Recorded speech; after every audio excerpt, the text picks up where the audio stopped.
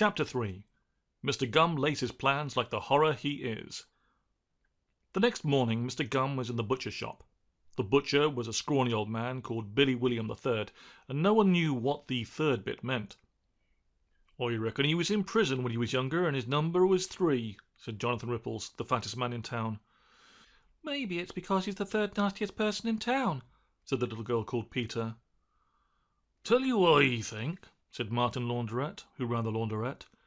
"When he was a younger man, he was probably in prison and—" "Hey!" said Jonathan Ripples. "Stop stealing my ideas." "Shut up," said Martin Laundrette. "Why don't you go on a diet?" Of course, Billy William III had his own theory. "It's 'cause I'm actually royalty," he would tell anyone foolish enough to listen. "I'm third in line to the throne of England, after them other geezers." He always pronounced England in that way. Other words he said funny were hospital, fountain, and funny. Nobody believed Billy William III's story about being royalty except for Billy William himself, and even he didn't believe it most of the time. But he enjoyed lying. It made him laugh. Not a nice laugh like you and I would do, but a sneaky old laugh on the inside where nobody else could see. Anyway, forget it. The important thing is that Mr. Gum had gone to old BW3's butcher's shop, which was called Billy William III's Right Royal Meats, to buy the biggest load of meat he could get his angry hands on. He had a plan. "I've got a plan," he told Billy William. "Next time that whopper dog comes a-playing on my lawn, well, he better watch out, that's all. My plan is the best." "Are you going to be laying down all that meat and poisoning it so that when that barking fatty eats it he'll fall down dead?" guessed Billy William. "Maybe I am," said Mr. Gum, a little annoyed that the butcher had guessed his plan so quickly. He had been looking forward to explaining it in detail and impressing Billy William with his cleverness and bad heart. "Talking of bad heart," said the butcher, "here's 3 pounds of it. It's been sitting out in the sun since last Tuesday. That ought to poison him and no mistake, Mr. Gum, you old slipper." "Why did you leave it sitting out in the sun?" said Mr. Gum, taking the horrible sloppy bag from the disgusting butcher. "I like watching the flies go mad over it," laughed Billy William. "They're funty." You see, that's how he pronounced the word funny. "It's the funtiest sight in all of England. I laughed so hard I nearly had to go to the hospital." "Well, thank you, me old gobbler," said Mr. Gum, handing over some money that Billy William would later discover to be made out of lies and broken promises, and with that he left the shop. Out on the high street, Mr. Gum remembered he hadn't been nasty to anyone for over 10 minutes. He looked around for any children who might be playing or just walking or anything. It didn't really matter what they were doing. Even reading a book would be fine. Just some children he could be nasty to. But there were none to be seen, so he went and bought a newspaper. He opened it up at a photo of a 10-year-old boy who had just won the World Record Cup reward for secret burping. "This'll do nicely," said Mr. Gum, and he scowled at the photograph all the way home, hardly even looking where he was going. At one point he tripped over a stone, which made him feel like the burper was somehow beating him, but that only made him scowl harder than ever. "So you see, I've won again," he said with a proud smile, which he quickly turned back into a scowl. Back home, Mr. Gum locked all the doors and windows, even the broken ones. Then he sat down to think on the old sailor's chest which stood in the front hall.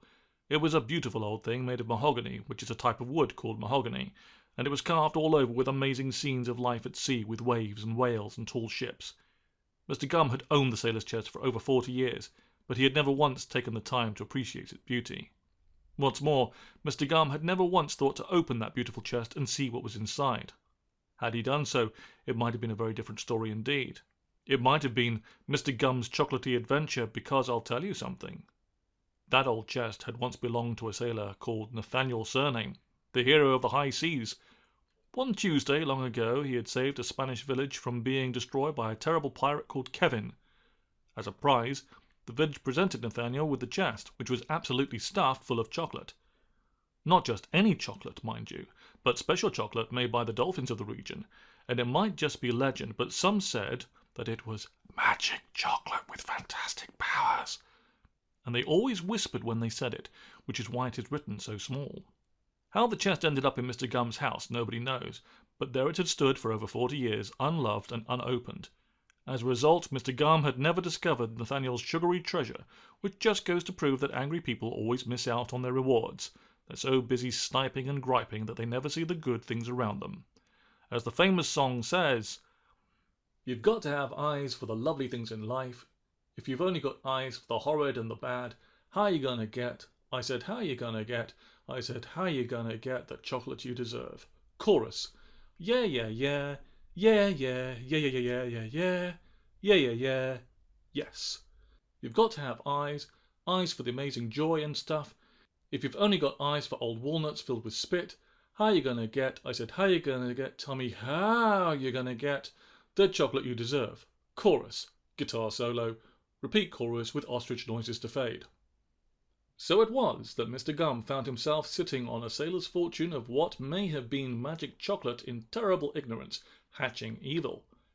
"How do I know that these cow hearts are going to be rotten enough?" he asked himself presently.